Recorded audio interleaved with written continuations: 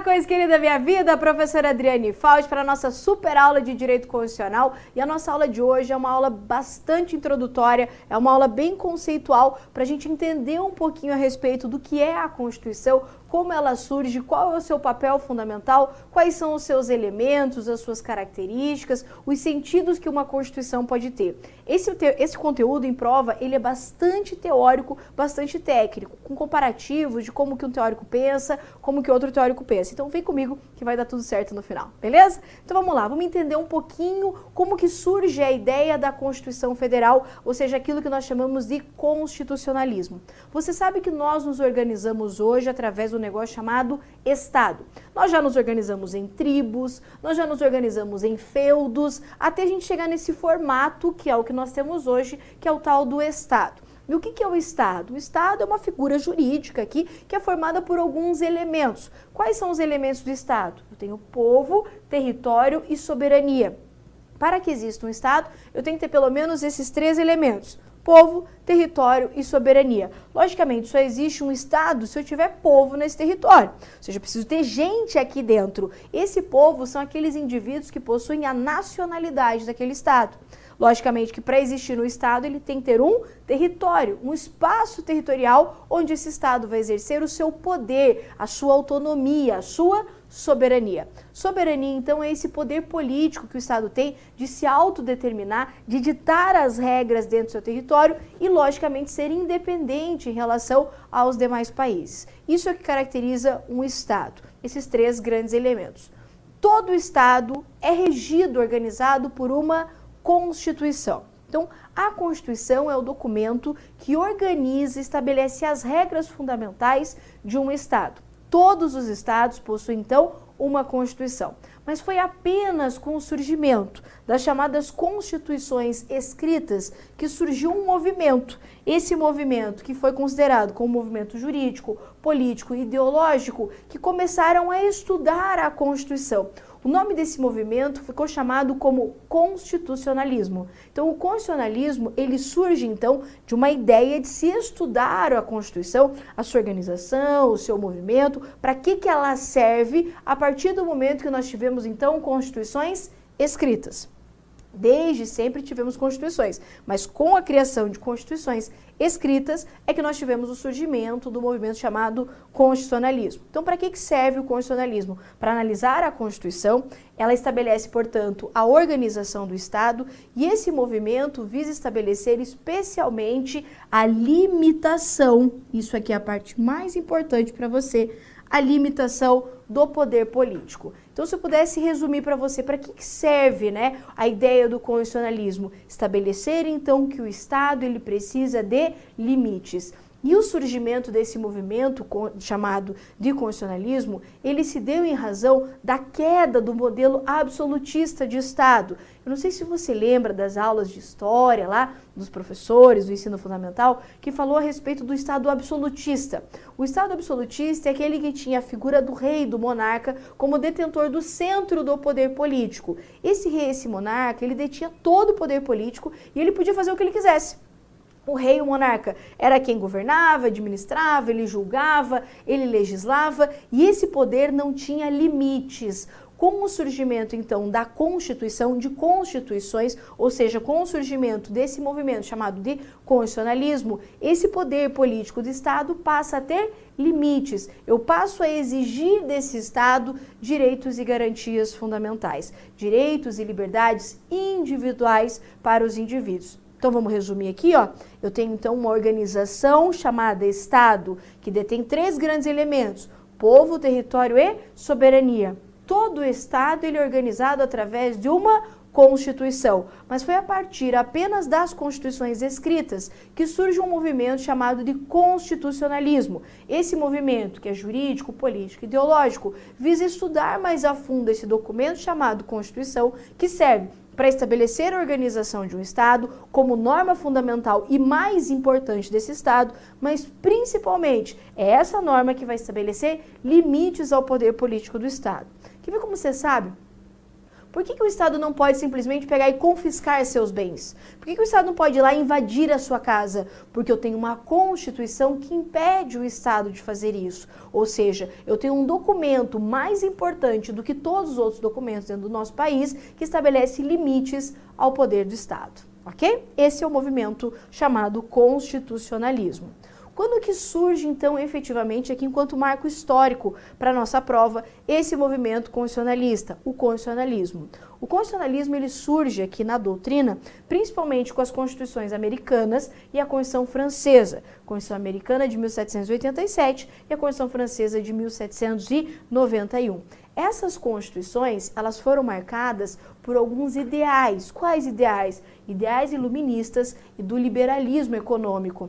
Então veja como faz muito sentido, e aqui eu preciso só que você resgate um pouquinho da história, só para não ficar decoreba demais, e ficar mais fácil de você acertar as questões na prova. Lembra que nós tínhamos o Estado absolutista, o rei mandava em tudo, ele era absoluto, ele governava, ele legislava, ele julgava, ele que fazia tudo isso. Esse poder do rei passa a ter limites, limites estabelecidos onde? Em uma Constituição. Veja que quando o rei passa a exercer, então, o seu poder, eu preciso estabelecer contra o rei limites. Como que eu estabeleço esses limites? Como que eu digo para o Estado, não, você não pode invadir esse meu espaço, você não pode entrar na minha casa, você se quiser me aplicar uma pena, alguma coisa, você tem que me garantir um direito de me defender. Como que eu faço para exigir isso do Estado? Eu preciso de direitos e garantias individuais. É apenas através das liberdades, dos direitos e das garantias individuais é que eu estabeleço, então, essa limitação para o arbítrio do rei. Por isso que nessa fase da história da humanidade, nós temos o surgimento do liberalismo. O Estado, ele passa a não ser um Estado intervencionista, ele deixa as pessoas exercerem as suas liberdades. Então, para a nossa prova, quais são os ideais que marcaram o surgimento do constitucionalismo? Ideais do iluminismo e do liberalismo, especialmente aqui a ideia do liberalismo econômico, que marca o surgimento de liberdades e garantias individuais, voltados à proteção do indivíduo, ok? Aí tá, eu tenho então um movimento chamado constitucionalista, que serve para quê? Para analisar e estudar as constituições. E é juntamente com esse movimento do constitucionalismo que surge o direito constitucional. Então o direito constitucional nada mais é do que um ramo do direito, uma ciência jurídica, portanto, que estuda, que tem como objeto o estudo da Constituição. Então, para que serve o direito constitucional? Para estudar essa norma que organiza e estabelece as principais regras de um Estado, que é a chamada Constituição Federal. Além disso, ele é um ramo do direito público. Na tua prova, pode vir dizendo que o direito constitucional é um ramo do direito privado. Errado. O direito constitucional é, portanto, um ramo do direito público, que tem como objeto o estudo do texto constitucional. Ok? Vamos ver comigo na tela, eu quero que você acompanhe comigo rapidinho, a leitura ali do conceito de direito constitucional trazido pelo professor José Afonso da Silva, que é um dos conceitos, na minha opinião, mais completos que tem. Beleza? Vai lá comigo então na sua tela que diz assim, ó. É um sistema de normas jurídicas, escritas ou costumeiras, que regula a forma do Estado, a forma do seu governo, o modo de aquisição e exercício do poder, o estabelecimento de seus órgãos, os limites de sua ação, os direitos fundamentais do homem e as respectivas garantias. Em síntese, a Constituição é o conjunto de normas que organiza os elementos constitutivos do Estado. Então veja só, ele está dizendo que a Constituição serve para quê? A Constituição serve para dar os limites do Estado, quais são os direitos, as garantias fundamentais do indivíduo, mas serve também para dizer como que funciona o Estado. Ah, vai ser uma federação? É uma república? É presidencialismo? É parlamentarismo? Como que vai funcionar os contornos políticos de um Estado? É para isso, então, que serve a nossa Constituição, ok? A doutrina ainda afirma que a Constituição ela possui alguns elementos. Quais seriam, então, os elementos da Constituição? O primeiro elemento que eu coloquei aqui para nós é o chamado elementos orgânicos da Constituição. Elementos orgânicos nada mais são do que aqueles elementos que organizam a nossa Constituição, que estabelecem regras de organização. Onde que a gente vai encontrar essas normas na nossa atual Constituição Federal? Na parte que fala da organização do Estado, na parte que fala da organização dos poderes, ou seja, são aqueles elementos que estruturam o nosso poder, tá? Então, exemplos de elementos como esse, as regras lá de organização do Estado e de organização dos poderes. O segundo elemento são os elementos limitativos. Os elementos limitativos são aqueles que limitam o poder do Estado, limitam a atuação do Estado. Onde que eu encontro esses elementos limitativos? Eu encontro ele nos direitos que impõem limites ao Estado. Quais seriam direitos que impõem limites ao Estado? Os direitos individuais, por exemplo, os direitos do artigo 5º da Constituição Federal. Eu ainda tenho os direitos de nacionalidade e direitos políticos, aqui enquanto exemplos de elementos limitativos. Eu ainda tenho elementos socioideológicos, que são aqueles elementos, aqueles direitos previstos na Constituição, que têm uma finalidade social, são voltados para o social ou com caráter intervencionista. Onde que eu encontro isso na nossa Constituição Federal? Nos direitos sociais. Então, logicamente, que os direitos sociais, previstos lá no artigo 6º ao 11 da Constituição, estabelecem elementos de natureza socioideológica. Eu ainda tenho aqueles direitos previstos no título chamado da ordem social, que fica lá no finalzinho da Constituição, que também estabelecem regras socioideológicas. E eu tenho ainda a parte da ordem econômica. A parte da ordem econômica, ela vai tratar aqui de elementos também de natureza socioideológica, porque permitem a atuação do Estado, a intervenção do Estado na ordem econômica. Ainda eu posso falar em elementos de estabilidade. Os elementos de estabilidade são aquelas normas previstas na Constituição que visam manter a estabilidade institucional, visando a solução de conflitos. E aqui eu posso dar como exemplo o título previsto na Constituição chamado da defesa do Estado e das instituições democráticas. Esse título, ele vai falar a respeito da possibilidade de estado de defesa, estado de sítio, atuação muitas vezes das Forças Armadas, dos órgãos de segurança pública, tudo isso visando a ideia de estabilidade da ordem constitucional. Posso ainda mencionar o artigo 34 da Constituição, que fala a respeito da intervenção federal. Tudo isso são regras, são formas que a Constituição estabeleceu para manter a sua estabilidade. E por fim, o último elemento, eu tenho os elementos formais de aplicabilidade, que são regras previstas na Constituição de como ela deve ser aplicada. Exemplos disso, eu tenho o ato das disposições constitucionais transitórias, que é o chamado ADCT.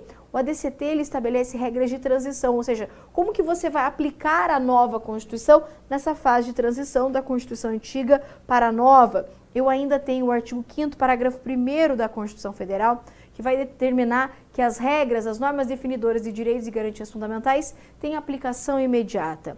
Então, esse último elemento aqui, ele vai nos dizer, vai trazer regras na Constituição de como ela mesma deve ser aplicada, ok? Veja que isso é uma classificação meramente doutrinária, não existe aqui elementos certos ou elementos errados, porque existe uma classificação e essa é a classificação mais utilizada nas provas, ok? Por fim, nós vamos falar a respeito dos sentidos da Constituição. A Constituição, ela pode, dependendo do filósofo que pensou, né, na Constituição, ela pode ter várias concepções ou sentidos diferentes.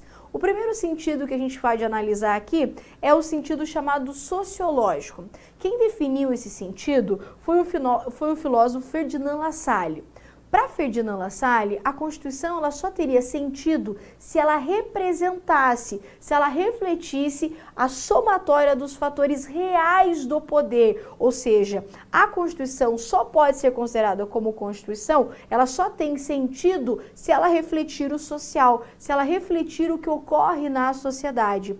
E ele dizia, inclusive, que caso a Constituição não reflita, de fato, esses fatores sociais, a Constituição, na verdade, seria uma mera folha de papel, tá? Então, essas frases são bem importantes. Quem definiu o conceito sociológico da Constituição? Um cara chamado Ferdinand Lassalle. Para ele, a Constituição, ela existe se ela for a representação desses fatores reais do poder. Quem são os fatores reais do poder? A própria sociedade. Se ela reflete isso, é uma boa Constituição. Se ela não reflete isso, ela é uma mera folha de papel.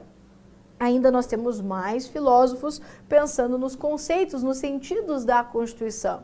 E o segundo sentido que a gente vai analisar é o chamado sentido político. Quem desenhou essa forma de pensar a Constituição, de entender a Constituição, foi o filósofo Carl Schmitt.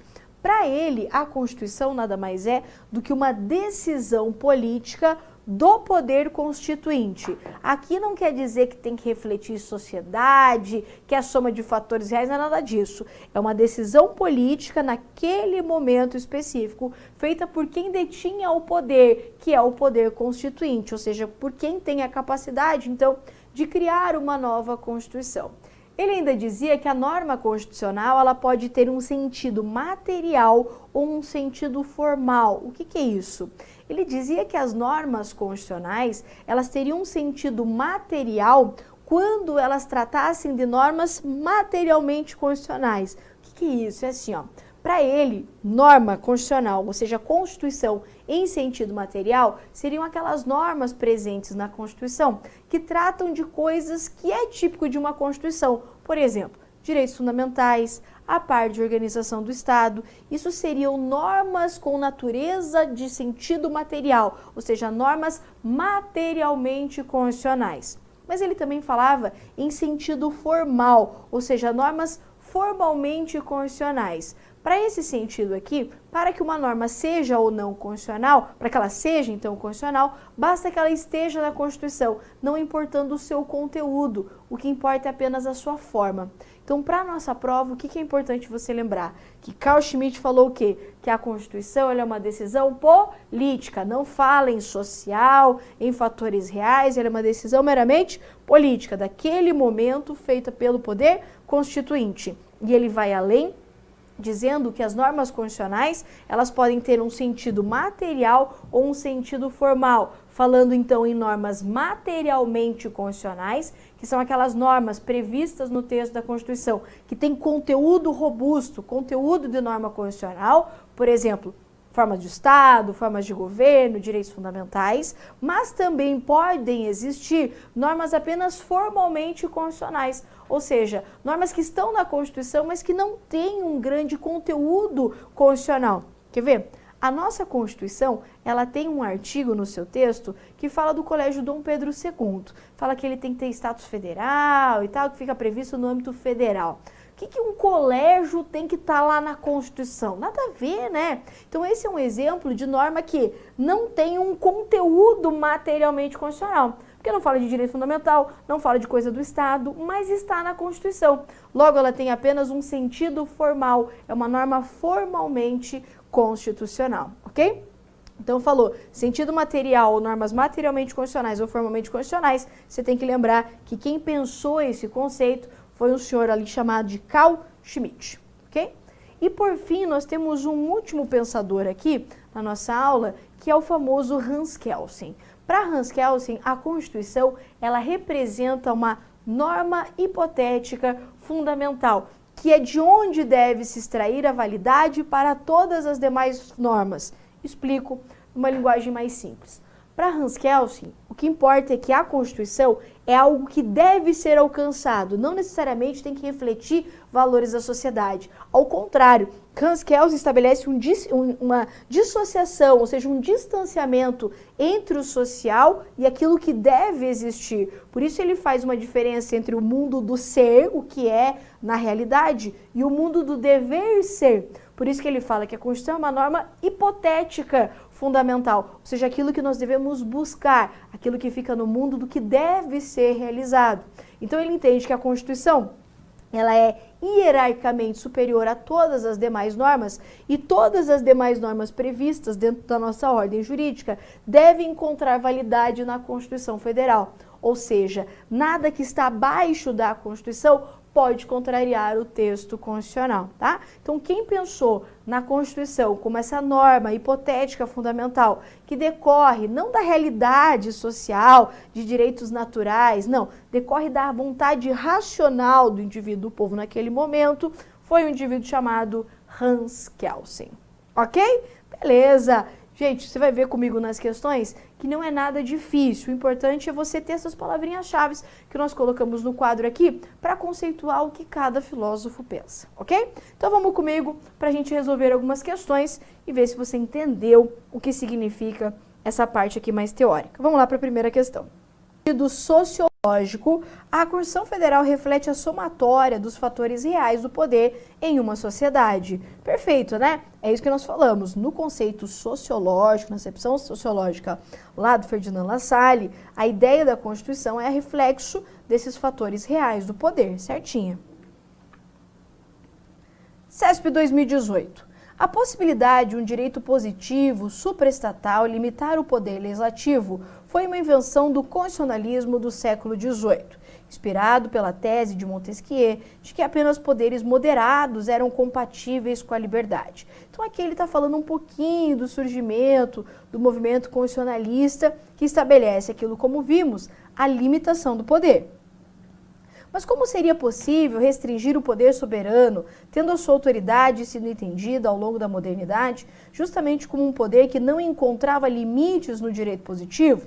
Então aqui ele vem questionando, né, um texto de um livro que vem justamente questionando como que pode limitar o poder soberano se a ideia da soberania não ter limites, né?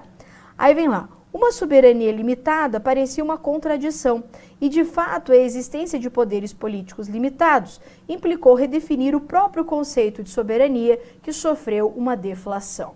Então veja que isso é um trecho aqui de um livro, né, extraído de um livro, que fala exatamente desse período que comentamos no início, do surgimento do constitucionalismo. Veja que o surgimento do constitucionalismo, ele vem para limitar o poder do Estado, limitando logicamente a sua soberania, estabelecendo limites ao seu poder, tá? Então ele só traz um textinho ali meio que só para dar uma inspirada na galera, né? Isso se o cara ficar meio apavorado, ele lê as palavras, ele não entende nada, já começa a correr uma lágrima, né, do olho, e na verdade a questão não tem nada de difícil. Quer ver? Vai lá pro texto. Considerando o texto precedente, julgue o item a seguir, lá. A ideia apresentada no texto reflete a Constituição como decisão política fundamental do soberano, o que configura o sentido sociológico da Constituição.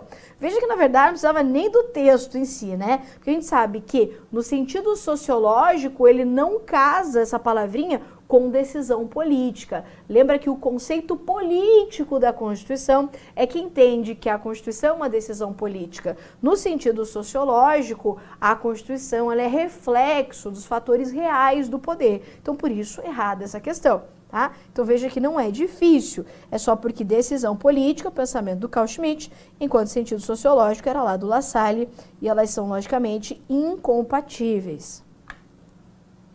A Constituição é, na visão de Ferdinand Lassalle, uma decisão política fundamental e não uma mera folha de papel. Na verdade não, né? Quem pensa que a Constituição é uma decisão política não foi Lassalle e sim Carl Schmitt, por isso errada.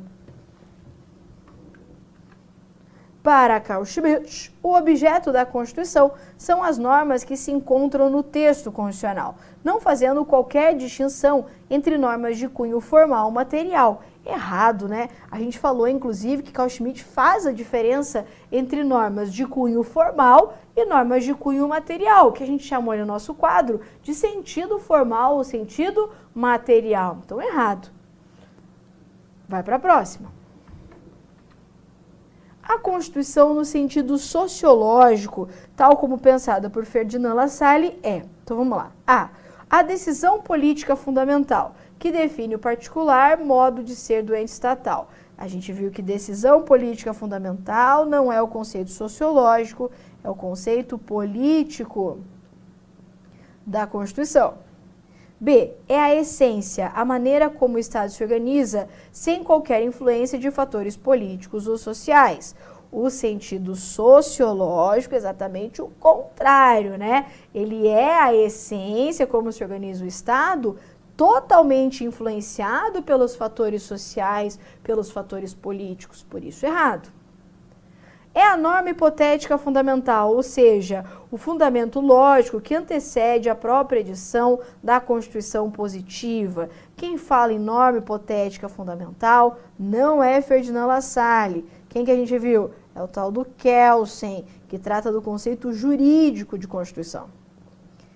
É a lei fundamental do Estado, a norma positiva que condiciona a edição das normas infraconstitucionais. E aqui não, né? Falou em norma positiva que condiciona a edição das demais, eu estou falando no conceito jurídico. Também do Hans Kelsen aqui. E tem que ser a E, né? é a soma dos fatores reais do poder que formam e regem um determinado Estado. Agora sim, certa. No sentido sociológico defendido por Ferdinand Lassalle, a Constituição é fruto de uma decisão política. Não é não. Para Ferdinand Lassalle, a Constituição é o resultado dos fatores reais do poder, não é decisão política. Assinale a alternativa que apresenta o autor que compreendeu a Constituição principalmente a partir do seu sentido jurídico. Quem pensou no sentido jurídico é o tal do Hans Kelsen. Por isso, é a letra E. Veja que as questões cobram de fato o conhecimento dos filósofos. Considerando os diferentes conceitos de Constituição abordados sob a ótica peculiar de diversos doutrinadores, analise as seguintes manifestações sobre o tema. 1. Constituição é a soma dos fatores reais do poder que rege uma determinada nação. Quem falou isso, que a gente já sabe agora, decora e salteado, é o tal do Lassalle. Constituição é a decisão política fundamental, sem a qual não se organiza ou funda o Estado. Falou decisão fundamental, a gente está falando do seu Schmitt. Não é isso? Tá. Assim, é correto afirmar que os conceitos 1 e 2 podem ser atribuídos, respectivamente, para quem? Aí nós temos que achar a alternativa para Lassalle e Carl Schmitt, ou seja, a letra D. É bem assim que nós fazemos prova. A Constituição deve ser a somatória dos fatores reais do poder dentro de uma sociedade. Do contrário, seria ilegítima uma simples folha de papel. O conceito constante do enunciado refere-se ao... Ele quer saber qual o conceito que se refere a essa expressão. E a gente viu que essa expressão se refere ao sentido sociológico de Ferdinand Lassalle. Por isso a letra C. Veja como o Lassalle bomba, né? Concebido por Ferdinand Lassalle, o princípio da força normativa da Constituição é aquele segundo o qual os aplicadores e intérpretes da Carta, na solução das questões jurídicos constitucionais, devem procurar a máxima eficácia do texto constitucional. Então ele está dizendo aqui, ó, que para Lassalle, a força normativa da Constituição, ela está no próprio texto constitucional. E, na verdade, esse não é o pensamento de Lassalle, esse seria o pensamento de Kelsen. Por isso, errada.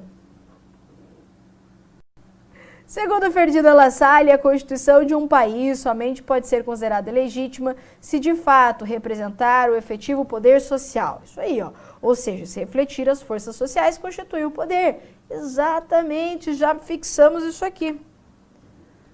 A concepção sociológica elaborada por Ferdinand Lassalle considera a Constituição como sendo a somatória dos fatores reais do poder, isto é, o conjunto de forças de índole econômica, índole política, econômica e religiosa que condiciona o ordenamento jurídico de determinada sociedade. Perfeito, né? Então ele fala a somatória dos fatores reais que podem ser o quê? Políticas, econômicas, religiosas, etc. No tocante ao tema conceito de Constituição, existem pensadores e doutrinadores que formularam concepções de Constituição segundo seus diferentes sentidos. Consequentemente, é correto afirmar que Ferdinand Lassalle, Carl Schmitt e Hans Kelsen estão ligados às concepções de Constituição, respectivamente, nos sentidos. Então ele quer só que você faça, tipo, ligue os pontos ali, né? Qual é o sentido de cada um desses doutrinadores? Vamos fazer aqui separadinho? Ferdinand Lassalle, o conceito a gente viu que é sociológico. Carl Schmitt, o conceito, ele é político. E para Hans Kelsen, o conceito, ele é jurídico. Vamos ver a alternativa? Substancial, sociológico, político e jurídico. Exatamente a letra B. Ok? Era isso aí. Viu? Parece meio chatinha, né? Os teminhos, eu não vou conseguir decorar aquilo ali é meio chato. Mas você vê como as questões elas se repetem, elas são sempre da mesma forma, com essas palavrinhas-chave que a gente conseguiu destacar ali no quadro, no seu material. Eu tenho certeza que você vai fazer uma excelente prova. Beleza? Isso que nós tínhamos para a nossa aula de hoje. Espero mesmo que você tenha gostado.